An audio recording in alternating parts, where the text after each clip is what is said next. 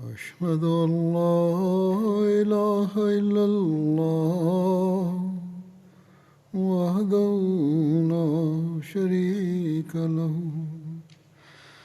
وأشهد أن محمدا عبده ورسوله أما بعد فأعوذ بالله من الشيطان الرجيم بسم الله الرحمن الرحيم الحمد لله رب العالمين الرحمن الرحيم مالك يوم الدين إياك نعبد وإياك نستعين اهدنا الصراط المستقيم صراط الذين أنعمت عليهم غير المغضوب عليهم ولا الضالين. Bismillahirrahmanirrahim. Hazreti Halifatul Mesih, da Allah bude njegov pomagač, je rekao: ranije sam govorio o ekspedicijama i pobjedama i borbama koje su se desile u toku hilafeta Osmana radijallahu anhu i nastavit ću da govorim o njima danas. Ali bin Muhammed Madjani prenosi da je Tabristan bio osvojen u vrijeme Hazreti Osmana radijallahu anhu u 30. poslije hidžre pod komandom Sejd bin Ausa radijallahu anhu. Prenosi da je borba odpočeta i da su tu tvrđavu od nevjernika muslimani preuzeli. Onda u 31. godini poslije hidžre borba Savari se desila. Mnoge historijske knjige ne spominju mjesto. Alama ibn Huldun spominje da je ova bitka bila u Aleksandriji. Prema jednom hadisu muslimani su se borili protiv Bizantijaca i ova se bitka zvala Savari i ona se desila u 31. poslije hidžre.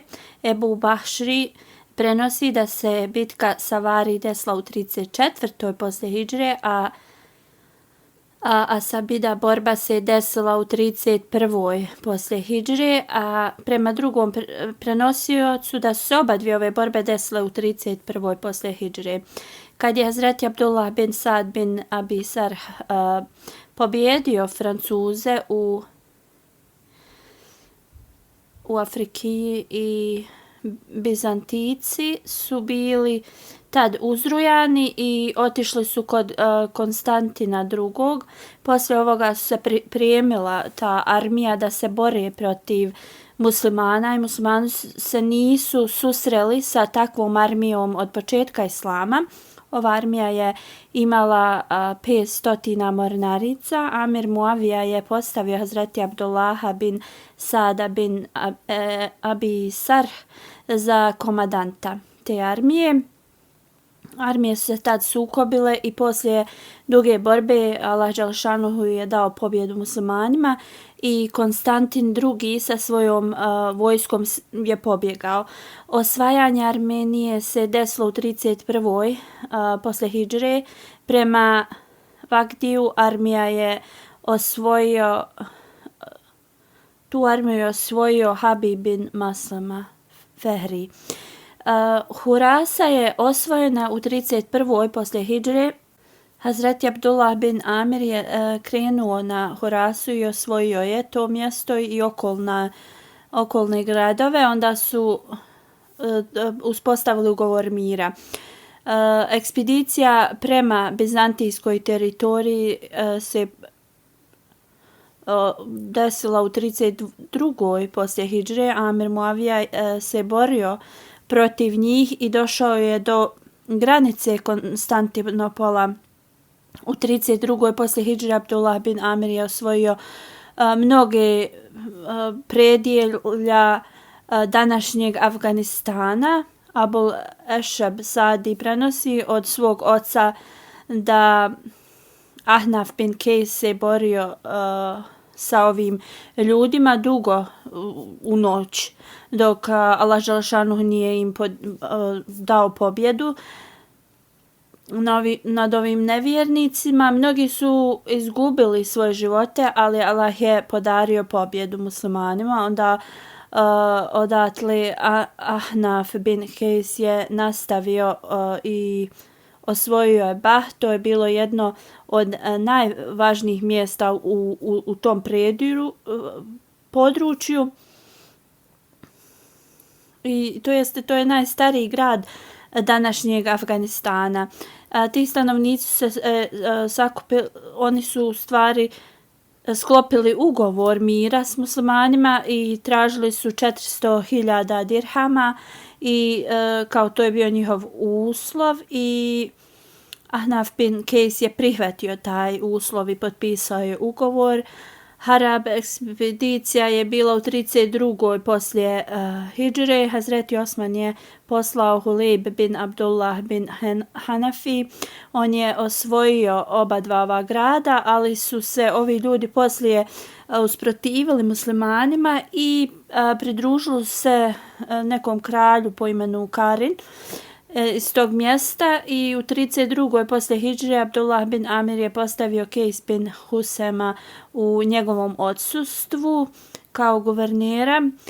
Karin kralj je pripremio veliku vojsku protiv muslimana, a Kejs bin Husem je postavio Abdullaha bin Hazima kao guvernera i otišao je u pripomoć Abdullahu bin Amir. Abdullah bin Hazam je otišao sa 4.000 vojnika u borbu protiv ovog kralja. 600 vojnika je poslao kao iznenadni napad protiv Karinove armije. Oni su ih iznenadili i napali i tada ta vojska tog kralja se prestrašila i oni su zbog tog iznenadnog napada su se razbježali i također taj kralj je bio ubijen i mnoga njegova vojska ili je bila ubijena ili zarobljena i tako su muslimani bili pobjednici i ovaj ostatak armije je pristigao u toku ere Hazreti Osmana radijallahu anhu. Islam je došao i do Indijskog poluostrva. Imam Jusuf u njegovoj knjizi El Haraj piše da Egipat i Sirija su bili osvojeni u vrijeme Omera radijallahu anhu, a Frikija, Hurasan i Sing su bili osvojeni u vrijeme Osmana radijallahu anhu. Zapisano je u vezi dolaska Islama u Indiji Abdullah bin Muamin u toku hilafeta Hazreti Osmana radijallahu anhu data mu je armija i poslat je u Mugran. On je pokazao veliku hrabrost i osvojio je Mugran. Poslije je postavljen za guvernera ovih novoosvojenih zemalja. Muđašid bin Musad Sulami je zapisao dok je predvodio armiju u današnjem gradu Kabulu u Afganistanu. Prema historičarima Kabul se smatrao dio Indije u to vrijeme. Također u vrijeme Hazreti Osmana Muđasid se borio u nekim provincijama današnjeg Pakistana i onda su muslimani posle tu se naselili. U tim predjelima postoje razna predskazanja od poslanika sallallahu alejhi ve sellem u vezi pobuna i nemira u toku hilafeta Hazreti Osmana radijallahu anhu. Hazreti Ajša radijallahu anha prenosi da je poslanik sallallahu alejhi ve sellem rekao: O Osmane, moguće je da će Allah dželešanuhu ti podariti mantil ako ljudi budu tražili da ga skineš. ne radi to. Ovaj hadis je iz Termizija, a u Sunan ibn Mađa se prenosi na sljedeći način. Hazreti Ajša radijallahu anha prenosi da je časni poslanik sallallahu alejhi ve sellem rekao: o Osmane, ako ti Allah podari ovaj mantil, to jeste hilafet, a licemjeri budu željeli da ga sklone, taj ogrtač koji ti Allah dželešanhu dao, nikad ga ne skida. Časni poslanik je ovo ponovio 3 puta. Prenosioc ovog hadisa kaže: pitao sam Hazreti Ajšu radijallahu anha zašto ovo nije rekla i drugima. Ona je odgovorila da je bila zaboravila na ove riječi. Hazreti Kabin Uđra prenosi da je jednom poslanik sallallahu alejhi ve sellem govorio o nemirima i rekao je: desit će se vrlo uskoro. Dok je to govorio, neka osoba je prošla pored njih zagrnuta s ogrtačem i pokrivene glave. Poslanik sallallahu alejhi ve sellem je rekao da tog dana kad se to desi, ova osoba će biti ispravna. I onda je prenosioc ustao i uzeo ovu osobu za ruku i otkrio njegovu glavu, i to je bio Hazreti Osman radijallahu anhu. Uzeo ga je za oba dvije ruke i okrenuo prema poslaniku sallallahu alejhi ve sellem. Upitao je poslanika: da li je to ta osoba? Poslanik sallallahu alejhi ve sellem je rekao da. Hazreti Ajša radijallahu anha kaže da je časni poslanik sallallahu alejhi ve sellem u toku svoje bolesti rekao da bi želio da su neki od njegovih ashaba prisutni. Upitali su ga: o Allahov poslaniče, da pozovemo Hazreti Ebu Bekra radijallahu anhu. Poslanik sallallahu alejhi ve sellem ništa nije govorio, pa su pitali: o Allahov poslaniče, da pozovemo Hazreti Omera radijallahu anhu.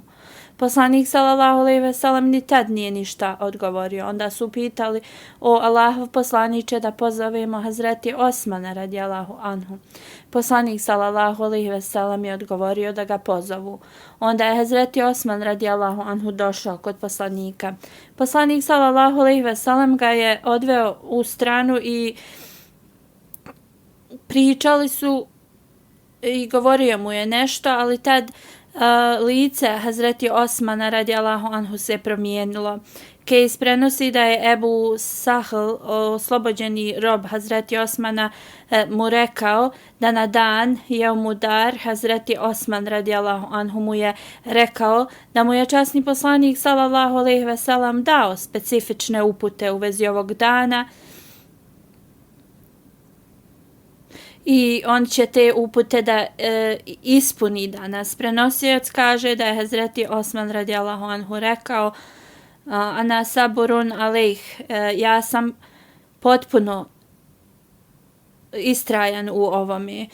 Jeumudar je dan kada su licemjeri okružili Hazreti Osmana radijallahu anhu njegovu kuću i ovi zločinci su ga ubili.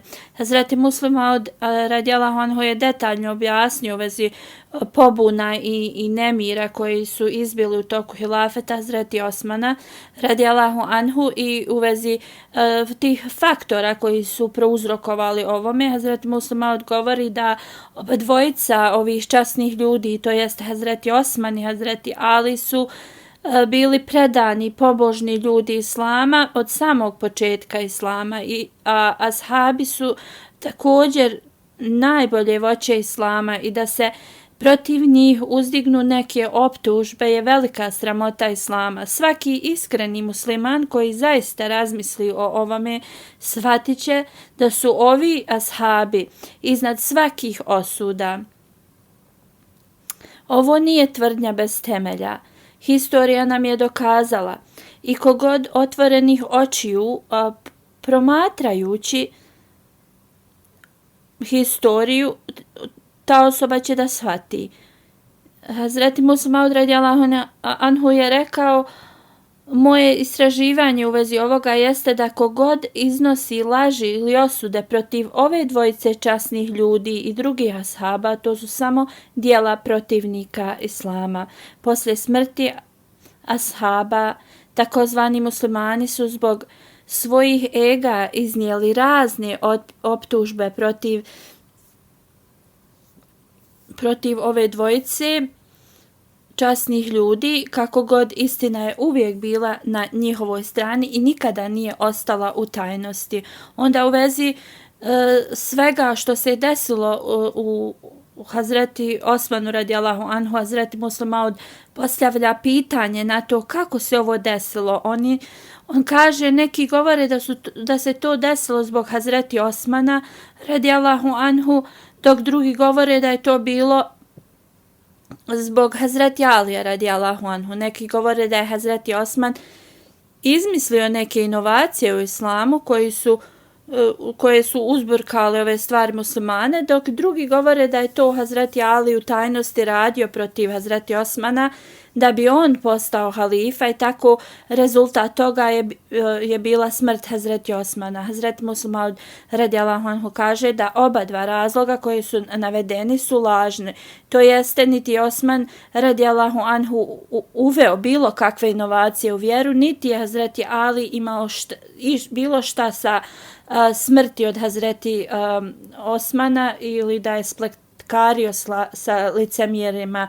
Postoje drugi razlozi za ovo, oba dvojica njih su bili časni ljudi. Poslanik sallallahu alejhi ve sellem je rekao u vezi Hazreti Osmana da je on služio islamu na takav način da može da uradi šta god hoće, Allah kad neće pitati za to. Ovo je spomenuto u Sunan Tirmizi i ovo ne znači, Halifetul Mesih kaže da on na primjer ostavi islam i da neće biti pitan za to. To je značilo da je on bio u takvom stepenu vjere, do te mjere da za njega nije bilo moguće da radi greške za koje bi bio pitan. On nije bio čovjek koji bi mogao išta protiv šerijata da uradi, niti je Hazreti Ali bio osoba koja bi u tajnosti karila da bi on dobio hilafet. Hazreti Muslim Maud dalje govori, mi vidimo da prvi 6 godina hilafeta Hazreti Osmana ne postoje nemiri. Ljudi su bili generalno zadovoljni s njim. U historiji nalazimo da su mu se čak i divili. I da su ga u tom periodu ljudi više kao da je Hazreti Osman bio više draži ljudima nego Hazreti Omer. Ne samo da im je bio drag, već kao možemo da vidimo kroz opis nekog pjesnika da su se divili njemu. Nekoliko stihova tog pjesnika je o pobunjenički narode, nemojte da uzimate prava i imovinu naroda u vrijeme Osmanove vladavine, jer Ibn Afan je taj koji upravlja prema kuranskim naređenjima i otklanja one koji su protiv njih. On je uvijek bio čuvar kuranskih naređenja i on je taj koji uči ljude ovim kuranskim naređenjima. Kako god u 7. godini njegovog hilafeta vidimo kampanje ne direktno protiv njega, ali protiv nekih ashaba i guvernera. Tabari spominje da je Hazreti Osman detaljno se brinuo za sva prava ljudi, kako god oni ljudi koji nisu bili pripadnici islama na početku, oni nisu bili zadovoljni i nisu bili zadovoljni s time što im se nije davala ta neka istaknuta čast kao ashabima poslanika sallallahu alejhi ve sellem ili nisu dobivali isto bogatstvo kao raniji ti ashabi. I posle nekog vremena ovi ljudi su kao ta superiornost tih ranijih ashaba, to im je smetalo i oni su to kritikovali kao da je to nepravda prema njima bila. Kako god oni su se bojali muslimana i da će ih muslimani kao protiv njih se okrenuti, pa oni nisu to odmah govorili. Ali oni su to, znači, u tajnosti su ljude okretali protiv ashaba. I kad bi dolazili, na primjer, neki muslimanima koji nisu baš bili toliko nadareni znanjem ili, na primjer, neki ti beduini, oni bi se kao njima žalili na muslimane. I tako neki su im se pridruživali da li iz neznanja ili njihove pohlepe za nekim pozicijama. I onda su oni počeli da šire ta grupa licemjera. Hazreti Muslim Maud radijallahu anhu dalje govori da kada je nemir se povećao i onda, na primjer, ovi koji su bili ljubomorni ashabe počeli su da raste njihov broj. A onda isto također šta se je desilo, na primjer kad neko pređe na novu vjeru, na islam, osobe imaju što više da želju da uče, da praktikuju islam, ali tada se počelo to jednostavno zbog tih licemjera da se spušta ta želja za učenjem. Niti je tada poslanik sallallahu alejhi ve sellem bio među njima, niti su oni provodili vrijeme sa onim ljudima koji su bili uz časnog poslanika, to jest poslanikovim ashabima. I oni su bili tog mišljenja, ako su prihvatili islam, kao oni sve znaju. I onda su oni jednostavno udaljavali od islamskog učenja i vraćali se svojim starim praksama i počeli su da rade grijehe. I kada bi, na primjer, bili kažnjeni za te svoja loša djela, neke prekršaje, onda bi umjesto da se reformišu, oni bi se jednostavno okretali protiv tih koji su bili, na primjer, zaduženi da izvršavaju kazne. I onda ti su ljudi jednostavno bili glavni koji su započeli te nemire i jednostavno rasulo u islamu. Humran ibn Aban je oženio neku ženu dok je ona bila još u vremenu ideta čekanja, ta 4 mjeseca i 10 dana. I kada je Hazreti Osman radijallahu anhu saznao u vezi ovoga, i onda bio je nezadovoljan ovim i donesena je odluka da se njih dvoje trebaju da razdvoje i on je također morao da napusti Medinu. I ovo možemo da vidimo kako neki ljudi samo prihvaćanjem islama su bili mišljenja kao da su oni učenjaci u islamu. Znači njima nije bilo potrebno da istraže pravila islama. I radi tog nekog svog drugačijeg shvatanja njima je bilo kao u smislu nepotrebno da ili gledali su nisko da prate šerijet. Hazreti Musa malo dalje govori da tad neki Jevreji su također radili sa ovim muslimanima koji su više se jednostavno davali ovo svjetskim potrebama nego svojoj vjeri. I znači problem nije bio u guvernerima i načinu njihove uprave, već je to bio jedan pakt između nekih Jevreja i muslimana tad. Ali guverneri koje je postavio Hazreti Osman, oni uopšte nisu bili problem toga, oni su izvršavali svoje dužnosti prema propisima. Hazreti Muslima dalje kaže da je njihova jedna greška tih guvernera bila što je Hazreti Osman postavio, to jeste tom narodu je to tako izgledalo, a greška Hazreti Osmana radijallahu anhu je bila zato što se on držao čvrsto užeta islama, iako je on bio već starija osoba i oslabio.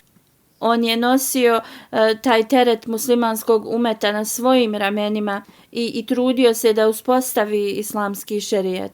I nije dozvolio onim tim pobunjenicima da jednostavno rade protiv ljudi koji su bili nemoćni ili siromašni.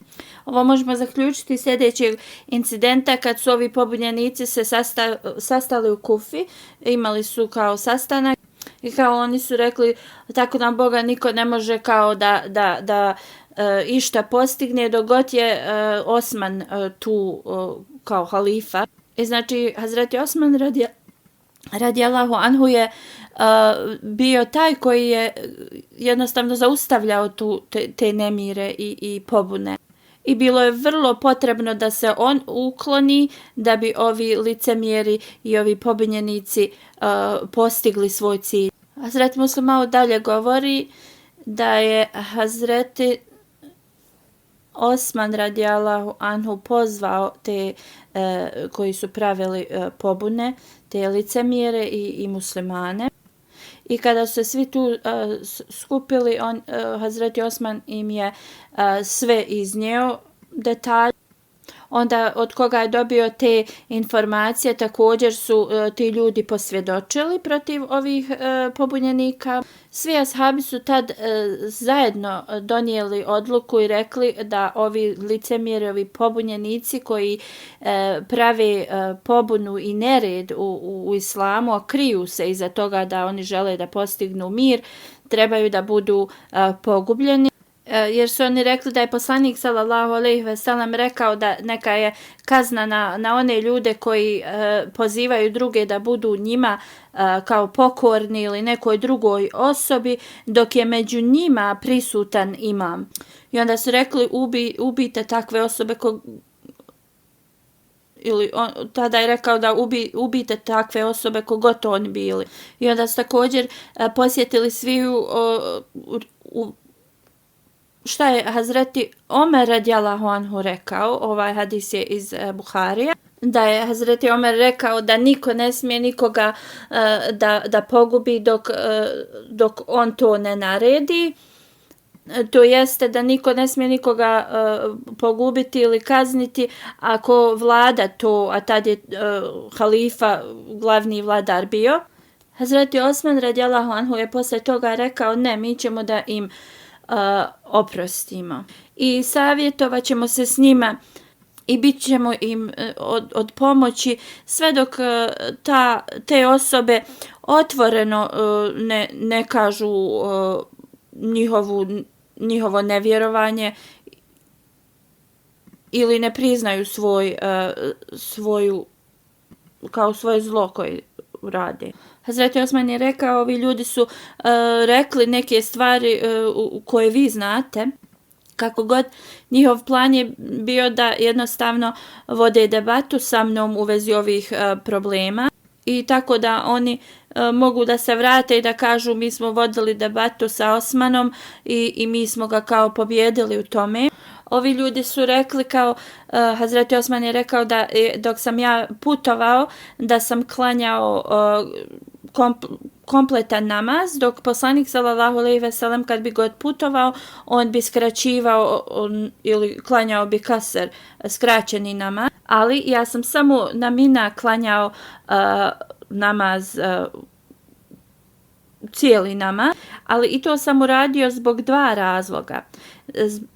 Prvi razlog je zato što ja imam svoju imovinu tu i ja sam oženjen iz Mine. A drugo, tada su ljudi dolazili za hadž i on je se bojao da ljudi koji nisu imali dovoljno islamskog znanja ili nešto mogu biti svjedoci da halifa samo klanja 2 rekata i da oni to usvoje kao praksu. I onda je Hazreti Osman radijallahu anhu pitao ashabe zar ovo nije ispravno? I oni su rekli da, to je ispravan postupak. Onda je Hazreti Osman rekao još jedna laž protiv mene koja je iznesena jeste da je on započeo te neke javne pašnjake. Rekao je ja trenutno imam samo 2 kamile koje sam ostavio da mogu da idem na hadž. A prije nego što sam postao halifa, ja sam bio najbogatiji čovjek u Arabiji.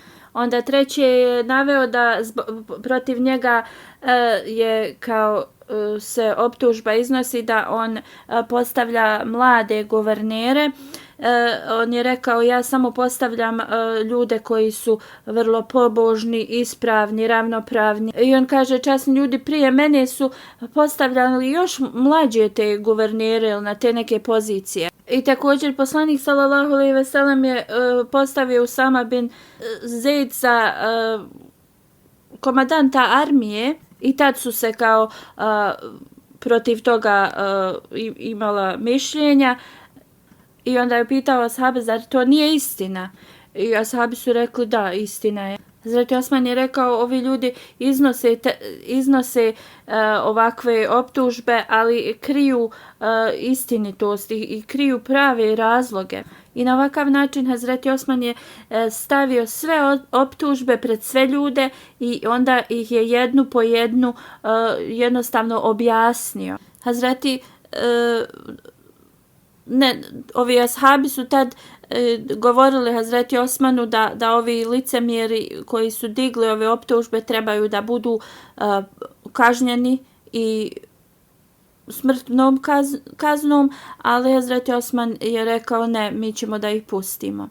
Tabari govori da ostatak muslimana su bili totalno zato da ih kazne smrtnom kaznom, ali niko nije mogao da ubijedi Hazreti Osmana na to. I vidimo na ovaj način na šta su ti licemjeri bili spremni samo da okrive Hazreti Osmana radijallahu anhu. I u to vrijeme kada transportacija ni vijesti, sad širenje vijesti nisu dostupni kao na današnjici, tad je bilo vrlo lako ljude zavesti. I sve što su ovi licemjeri pokušavali protiv, sve su to bile laži i lažne optužbe. I samo milost Hazreti Osmana radijallahu anhu ih je sačuvala. Jer tad muslimani su bili spremni da ih u komade rastrgaju. I ti ashabi jednostavno bili su svjesni svoje žrtve, šta su sve žrtvovali za islam i da na ovakav način dođe ta neka grupa ljudi koja će to sve da razruši. Ali Hazreti Osman je toliko bio milostiv i on je želio da jednostavno ovi se ljudi reformišu i da jednostavno umru kao vjernici. I zbog toga Hazreti Osman jednostavno je bio toliko blag prema njima i smatrao je to samo kao neke nesuglasice i nije želio da oni budu kažnjeni. I ovdje možemo da vidimo da ashabi poslanika sallallahu alejhi ve sellem su jednostavno bili protiv ovih ljudi i ti licemjeri su naveli samo 3 osobe iz Medine, znači da su kao na njihovoj strani. Svi ostali su bili na strani muslimana, na strani Hazreti Osmana radijallahu anhu. Da su drugi ashabi bili na njihovoj strani, on bi također ti licemjeri tad na tom skupu bi naveli njihova imena. A na drugi način mi vidimo na koji su način ashabi reagovali tad. I njima je, znači, ovo što su ti licemjeri radili, njima je bilo prema šerijetu da takvi ljudi trebaju, jedina, znači, kazna za njih je da ih eliminišu. I Hazreti Muslim kaže tu na tom skupu jednostavno da je bila krivica na Hazreti Osmanu radijallahu anhu, znači jednostavno da bi on bio ubijen od strane ashaba ili ljudi iz Medine, ali vidimo iz priloženog da su ovi licemjeri skoro bili završili, ali da ih je spasio Hazreti Osman radijallahu anhu i njegova milost. Ovaj incident nas ostavlja zaprepaštenim na šta su ljudi ti bili spremni i to njihovo licemjerstvo do koje mjere je išlo, ali s druge strane možemo da budemo svjedoci da osoba poput Hazreti Osmana radijallahu anhu i koliko je bio milostiva osoba da ih je oslobodio. Kako god, umjesto da se ovi ljudi reformišu i da se vrate pravom putu, oni su počeli još više rasplantali tu mržnju u sebi prema Hazreti Osmanu radijallahu anhu. I oni su jednostavno smatrali to što ih je oslobodio i što im je oprostio kao poniženje za njih i vratili su se i onda su planirali kako da završe svoj krajnji cilj koji su imali. Hazur kaže, ja ću da nastavim da govorim o ovim događajima, ali sada želim da spomenem neke osobe koji su preminuli nedavno. Abdul Kadir Sahib Bashir je šehid iz Pešavara koji je ubijen 11. februara. Inna lillahi ve inna ilaihi rađiun, zaista smo Allahovi, njemu se vraćamo. Prema izvještaju, Abdul Kadir Sahib je radio u klinici svog amidže, doktora Menzura Ahmeda Sahiba u Pešavaru. On je bio u jednoj sobi u toj klinici sa drugim džematlijama. Oni su trebali da klanjaju podne namaz. I Abdul Kadir Sahib je otišao da otvori vrata jer kroz ta vrata su ulazili pacijenti i bio je neki mladić koji je pucao u njega i ranjen je na 2 mjesta u prsa. Odmah su ga odveli u bolnicu, ali zbog rana on je preminuo. Inna lillahi ve inna ilaihi rađiun, zaista smo Allahovi, njemu se vraćamo. On je imao 65 godina. Što ga je ubio, policija ga je uhapsila ili su ga ljudi uhvatili. Abdulkadir Sahib i još tu porodice Ahmedi u tom mjestu su prolaze kroz progone. 19. januara 2009. godine ova klinika je također bila napadnuta i tad je Abdulkadir Sahib bio ranjen u nogu i bio je znači prinuđen da se odseli iz Pešavara i nakon dugog vremena vratio se u Pešavar. I zbog nesigurne situacije prije 2 mjeseca se morao opet odseliti u Rabu. Njegova porodica je u Rabi, ali on je boravio u tom mjestu radi svog posla, jer je radio u toj klinici. Nizamuddin Ahmed je njegov djed i Ahmedijat je došao u njegovu porodicu preko njegovog djeda. On je imao čast da da svoj bejat za vrijeme Halifatul Mesih I. Njegov djed je imao 2 braće, jedan je bio inženjer, jedan doktor. I kada su čuli u vezi obećanog Mesije, još dok je bio student, taj jedan od amidža koji je studirao za doktora, otišao je u Kadijan. Obećani Mesija je stavio svoju ruku na njegovu ruku i rekao da je on vrlo dobar mladi čovjek. Ali kako god, on nikada nije dao bejat. I poslije je došao u Veliku Britaniju kao student, a to je bio njegov djed. On je 1908. godine kad je saznao da je obećani Mesija preminuo, otišao je u Kadijan ponovo i dao je bejat u ruci Hazreti Halifatul Mesih I. I onda brat od njegovog djeda koji je bio inženjer također je dao bejat u ruci Hazreti Halifatul Mesih I. Radijallahu anhu. I onda i njihov otac njegovog djeda je dao bejat i porodica prihvatili su Ahmedijat.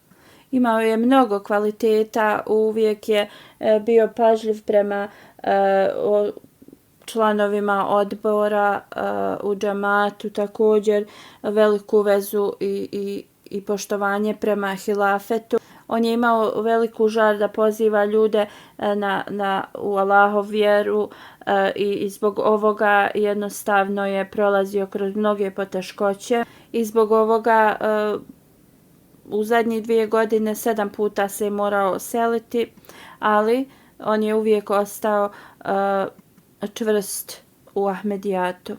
Osim tahadžud namaza i regularnih obaveznih namaza, učio je redovno časni Kur'an, volio je mnogo da se druži i bio je vrlo saosjećajna osoba i nikad u svom životu se nije posvađao ni s kim.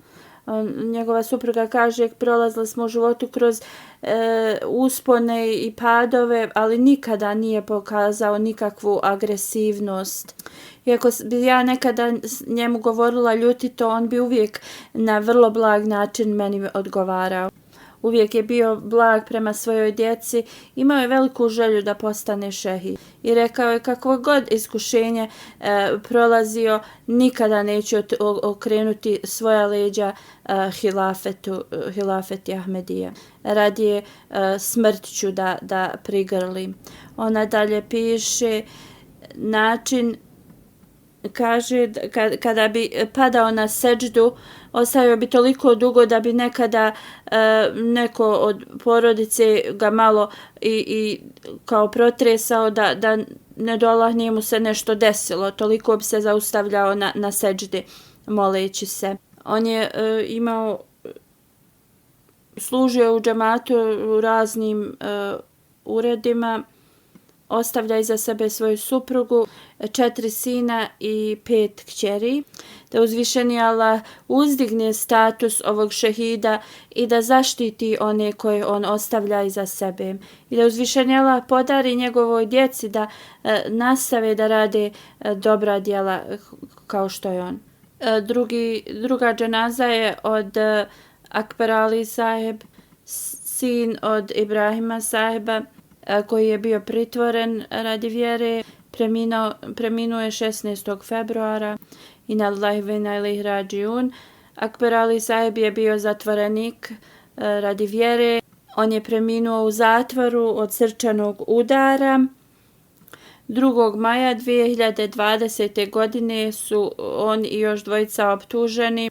I u oktobru kada su trebali da budu oslobođeni, sud je donio odluku da trebaju da idu u zatvor.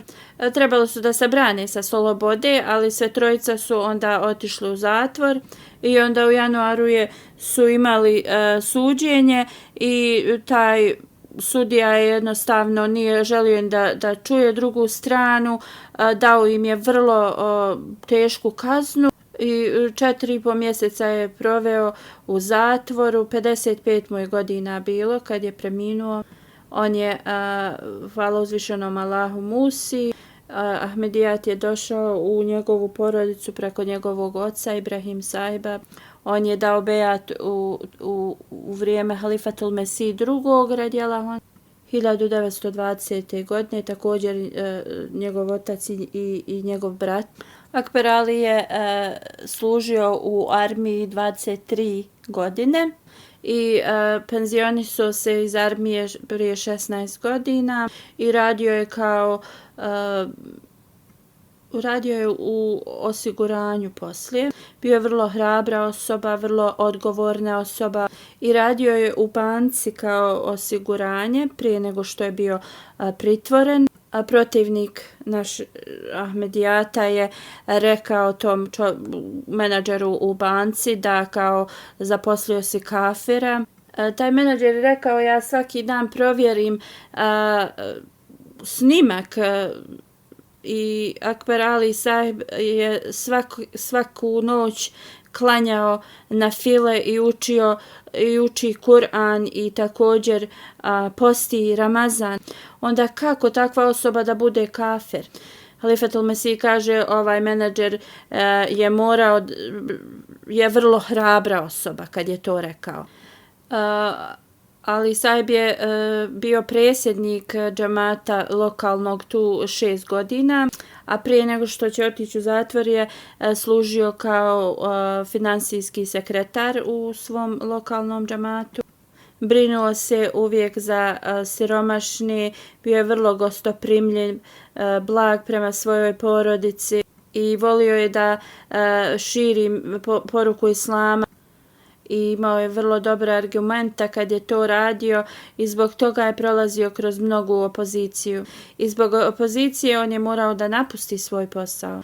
Iza sebe ostavlja 2 supruge, sina koji ima 19 godina i kćerku koja ima 16 godina. Da uzvišeni Allah mu podari njegov milost i oprost i uzdigne njegov status i da uzvišeni Allah sačuva njegovo potomstvo i zaštiti ih i da nastave da rade dobra djela svog oca. Sljedeća dženaza je od Khalid Mahmud Bati saheb koji je služio u Vakilul Mal Salis u Tahrike Jadid Rabba i Naib Sadr Ansarullah i Naib Sadr Jalsa Salana. Preminuo je u 67. godini u Tahir Hart institutu u Rabbi. Inna lillahi wa inna ilaihi rađiun. Njegov djed je primio Ahmedijat, ali njegov otac tad u isto to vrijeme nije i išao je u drugu džamiju.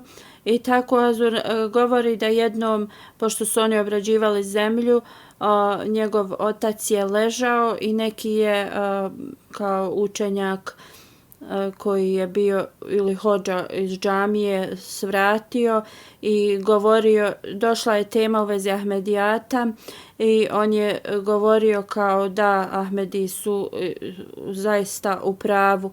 On je ustao i otkrio se, kao bio pokriven dekom i rekao pa zašto nas onda ti vodiš na stranputicu ako je Ahmedijat u pravu, što je značilo kao kad je njegov otac prihvatio Ahmedijat, ovaj ga je kao odvraćao da on ne primi i rekao je danas ja ću da budem na strani istine i otišao je kod Hazreti Muslim Mauda i primio Ahmedijat.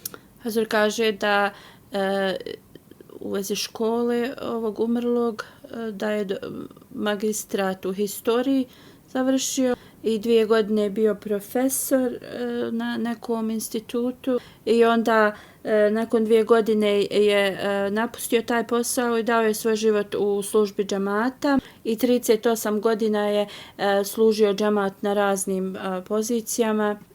Također je imao priliku da posjeti Indoneziju, Sri Lanku, razna mjesta i koju god je zemlju posjetio, detaljno je savjetovao te ljude.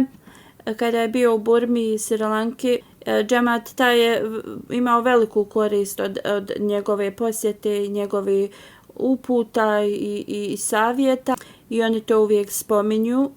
I mnogi, Hazur kaže, mnogi mi od njih pišu da su svašta naučili od njega u vezi administracije džemata i da im je on pomogao da uspostave vezu s hilafetom i služio znači džematu na raznim odborima i pozicijama.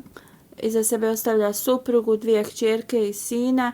Njegov sin služi ovdje dao je također život u službu džemata u MTA u Velikoj Britaniji. Njegova supruga kaže kada je završio političke nauke, magistrirao to. On je rekao svom ocu da želi da magistrira i u historiji. Njegov otac je rekao da ide u školu koliko god želi, ali da ima na umu da njegov posao će da bude u džematu, kao služba u džematu. Ona kaže 43 godine njihovog braka, on je bio toliko pažljiv prema njoj i kaže kad bi se god vraćao s putovanja, pričao bi joj kako uzvišeni Allah je njemu pokazao toliku ljubav. On je bio vrlo nježan otac i ispunjavao bi sve halal želje svoje djece, šta bi god on bio u mogućnosti. Dr. Sajma, njegova najstarija kćerka, kaže 2 puta je aplicirala za vizu i 2 puta je bila odbijena. 3. put kada je aplicirala, tad je i njen otac trebao negdje da putuje. Ona kaže, pitala sam ga da odgodi on svoje putovanje nekoliko dana da bi otišao s njom po viza rezultate. On je rekao, ja ne mogu odgoditi svoje putovanje zato što ja to radim radi uzvišenog Allaha. Allah dželešanu će da se pobrine za tebe. I ona kaže, tada je moja viza bila odobrena. Njegova mlađa kćerka kaže da je on bio toliko dobar otac, uvijek nas je savjetovao dobro, uvijek je radio džematske službe i to je bio njegov prioritet. On bi uvijek završavao svoj džematski posao pa bi onda dolazio kući. Imao je veliku ljubav prema džematu i službi i svoju vjeru bi uvijek stavljao na prvo mjesto i službu prema vjeri. I uvijek bi služio sa velikom lojalnosti džemati. Rekao bi nam kad god prolazimo kroz poteškoće da stavimo svu vjeru u dragog Allaha. I rekao je da Allah nikada neće da vas ostavi same i zaista to je tako i bilo.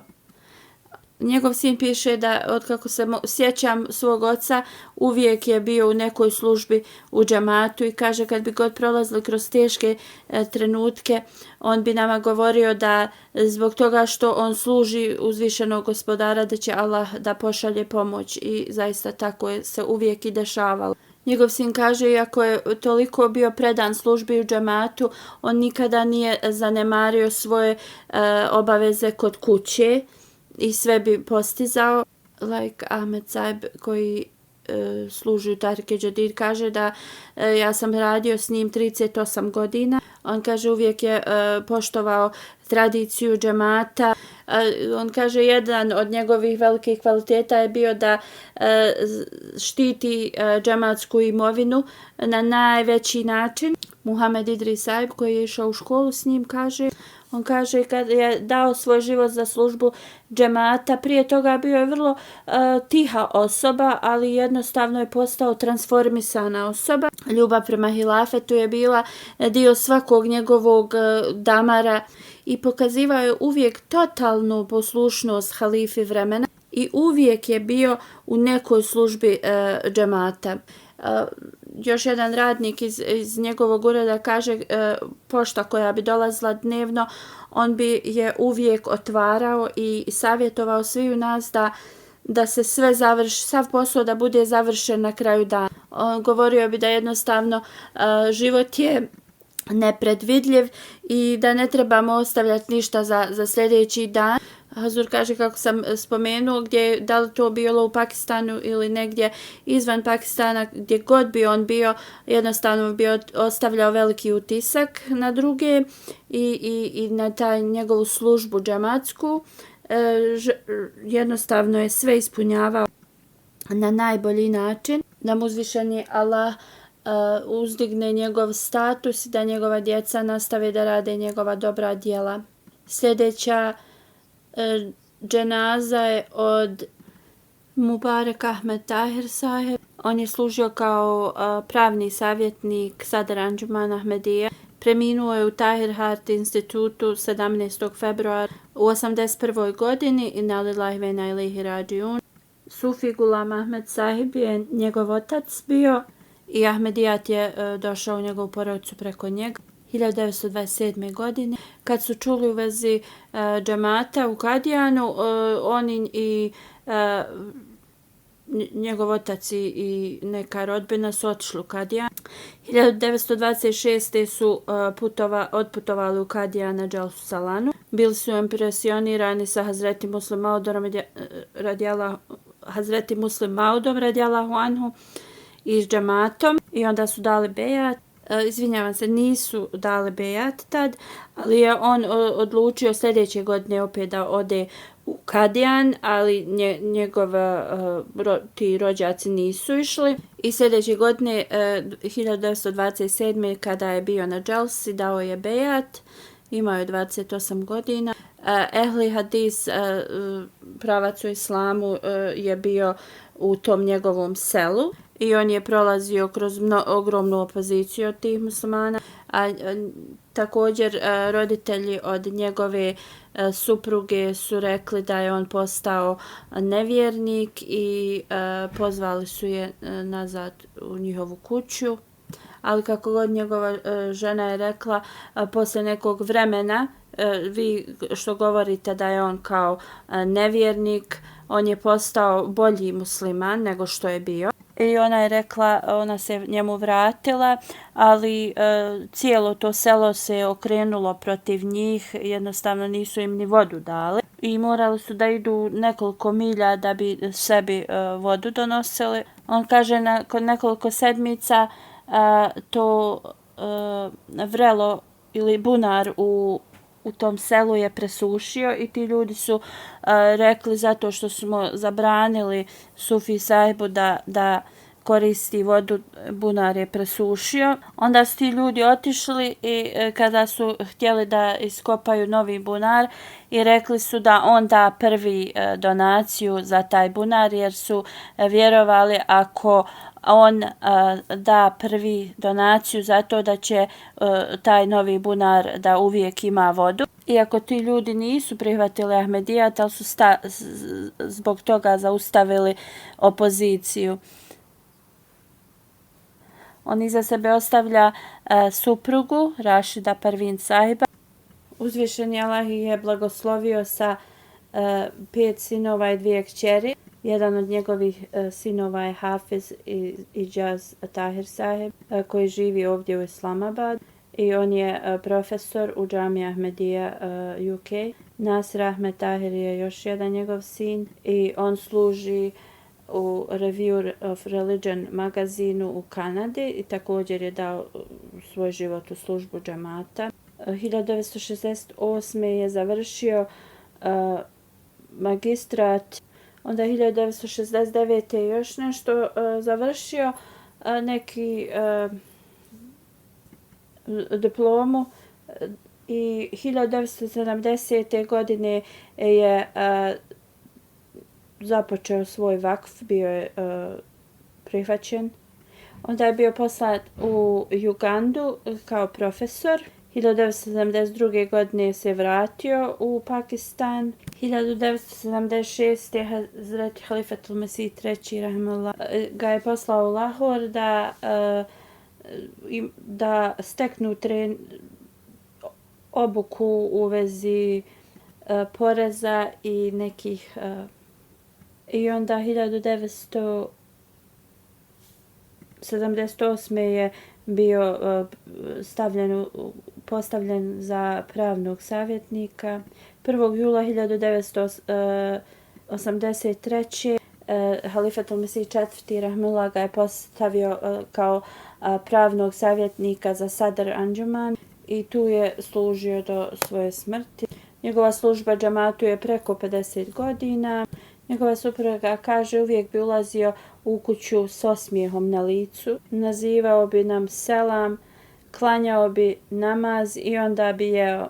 Imao je toliko priča u vezi sastanaka sa halifama i uvijek bi to rado o njima govorio o tim trenucima. I kaže uvijek bi im govorio o blagoslovima i dobroti toga da kad neko ima jaku vezu sa hilafetom.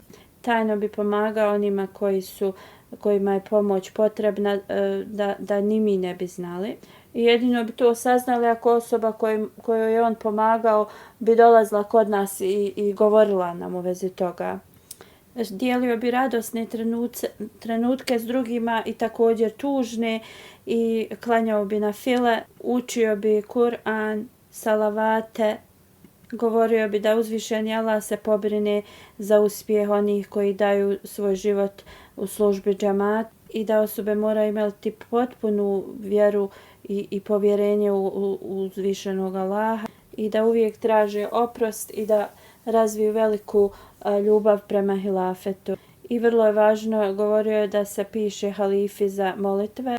Halifatul Mesih kaže zaista ovo je sve istina i on je imao veliku vjeru u dragog Allaha i kaže ja kad sam bio Nazir Allah u Pakistanu vidio sam sve ovo. Vidio sam da je imao veliku vjeru u dragog Allaha. Kad bi god prolazio kroz poteškoće, njegova vjera u Allaha je bila veća od tih poteškoća. I on bi govorio ovo je posao za džemat i kroz molitve od halife Allah će to da ispuni nam. On bi uvijek prvo obavljao namaz, davao sadaku pa bi onda započinjao posao. Njegov sin Hafiz Idža Sahib kaže da je jednom rekao 1967. godine Hazreti Halifatul Mesih III. Rahimahullah je putovao u Karači s vozom. Voz se zaustavio na Hyderabad stanici neko vrijeme. Mnogi Ahmedi su tu došli da vide Halifatul Mesih III. I tada je halifa stajao na vratima i pokazao je prema Mubarak Ahmed Sahibu da priđe njemu. On je jednostavno kaže da on nije znao da je halifa znao u vezi njega. U svakom slučaju on se rekao ja sam brzo kroz tu gužvu došao prema halifi. On kaže da je tada halifa stavio svoju ruku u svoj mantil i izvadio je neke pare i stavio u džep njegovog oca i tada je voz otišao. On kaže moj otac je uvijek govorio da kroz taj blagoslov moj džepovi su uvijek bili puni novca. I ovo je tako bilo da uvijek bi jednostavno dobivao novac kroz razne neočekivane načine. Ali na isti način kao što je on to dobivao, on bi također dijelio za siromašne ili u džematu za što bi trebao. Poslije nekog vremena sanjao je nešto i odlučio je da da svoj život u službi džemata. On kaže tad je već bio ugovoren njegov brak i održao se nikah, ali nisu živjeli tad još zajedno i njegova ta supruga je došla u Hyderabad i neko od njene porodice je rekao kao da je ona čula da je on dao svoj život u službi džemata i da su oni kao saznali da ovi koji daju život u službi džemata nemaju dovoljno ni da jedu. On je bio puno nezadovoljan tim što je čuo i rekao pa mi smo samo su imali nikah i da oni još nisu počeli da žive zajedno, ako je ona toliko nezadovoljna, ako su oni toliko nezadovoljni, da oni mogu da prekinu to. Na ovaj način on je održao čast tog svoga vakfa i džemata također, ali na isti način uzvišeni Allah je uvijek njemu na razne načine davao imovinu. On je bio pravni savjetnik u toku vremena Halifatul Mesih III. I morao je puno da putuje izvan grada i putovao je autobusom jer mnogi nisu imali u rabve auta. Hazreti Halifatul Mesih, da kad se on god vrati s putovanja da dođe i da se sastane sa Halifatul Mesih. On kaže jednom sam došao tako kasno, nekoliko sati prije sabah namaza i jednostavno nisam mislio da trebam da se javim Halifatul Mesihu, da ga ne bi uznemiravao u to doba i da će mu se javiti na sabah namazu. Tada kad ga je vidio Halifatul Mesih III. Na sabah namazu, pitao ga je kada si se vratio, rekao je prije nekoliko sati. Halifatul Mesih mu je rekao da si došao i da si mi se javio, možda bi ja zaspao nekoliko sati prije sabaha. Ja sam se brinuo i čekao te da se vratiš. Njegov sin piše, kada sam ja odlučio da krenem u džamija Ahmedija i da dam svoj život u službi džemata, moj otac mi je rekao dati život u službi džemata znači potpuna poslušnost. Ti imaš malo brz temperament, a to nije baš prilično za ovakve za ljude koji daju život u službu džemata. Da daš svoj život u službu džemata, to znači služba s potpunom poslušnošću. Ako si ti u stanju to da uradiš, onda sam ja presretan. Ali ja ne želim da ti, ako nije to slučaj, da ti daš svoj život i posle da napustiš službu. I ovo je bila njegova uputa koju je dao svom sinu. Hvala uzvišenom Allahu, do sad njegov sin ispunjava ovo. I da nastavi da Allah Đelešanu da ga pomogne da nastavi da ispunjava ovu svoju dužnost. On bi uvijek savjetovao što god njegovi ukućani rade, kada hudba počinje od Halifatul Mesih, da se sve ostavi i sluša. Ako ikakve instrukcije i kakvo finansijsko žrtvovanje u hudbi je spomenuto, on bi to odmah počeo, čim se hudba završi, da ispunjava. I svoju djecu bi također savjetovao da to urade. Mirza Adil Ahmed, njegov asistent u pravnom uredu, on kaže koliko sam ja mogao vidjeti, on iskreno je volio hilafet. Imao je veliku vjeru u dove, u molitve i kad bi god nešto iskrsnulo što je teško, on kaže ja sam puno se molio u svojim nafilama, dao sam sadaku, napisat ćemo pismo halifi za molitve i onda ćemo da radimo svoj posao. On kaže on je bio čovjek velike časti, ali uvijek je pokušavao da ima dobar konekcije i veze sa svima, a jednom Anđuman je donio neku odluku i on je bio mišljenja ako se to uradi onda neće biti dobro za džemat i on kaže da mu je rekao da pisat ćemo halifi i šta god halifa odluči, to će biti puno od blagoslova u toj odluci. Dr. Sultan Mubešir kaže da je on znao kako da uspostavi vezu sa ovim koji su bili u vladi, službenicima i te su konekcije samo bile za korist džemata. I u svakoj situaciji on je uvijek održavao osmijeh na svom licu i nikada nije pokazivao zabrinutost.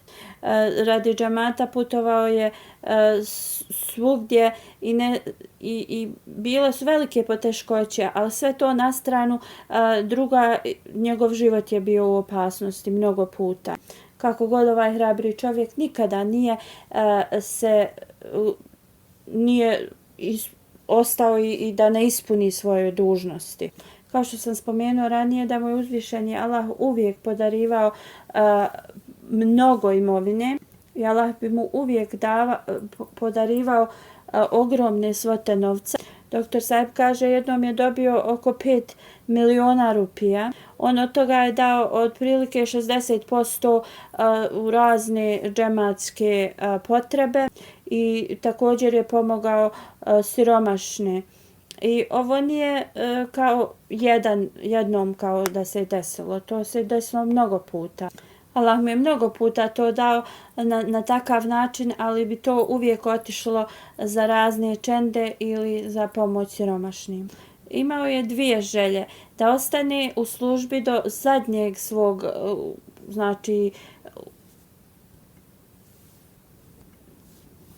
do zadnjeg svog daha, a druga želja je da bude jednostavno nezavisan, da ne bude ni na čijem teretu. Allah mu je ispunio oba 2 ove želje. Halifetul Mesih kaže, ja sam svjedok mnogih njegovih velikih kvaliteta. Sve je ispunjavao sa vrlo preciznim i bez ikakve zabrinutosti. Njegovo povjerenje u Allaha je bilo izvanredno, da mu uzvišeni Allah uzdigne njegov status i da njegovo potomstvo budu primaoci njegovih molitvi. Poslije džume ja ću da klanjam dženazu u odsustvu svim koje sam spomenuo, ako Bog da.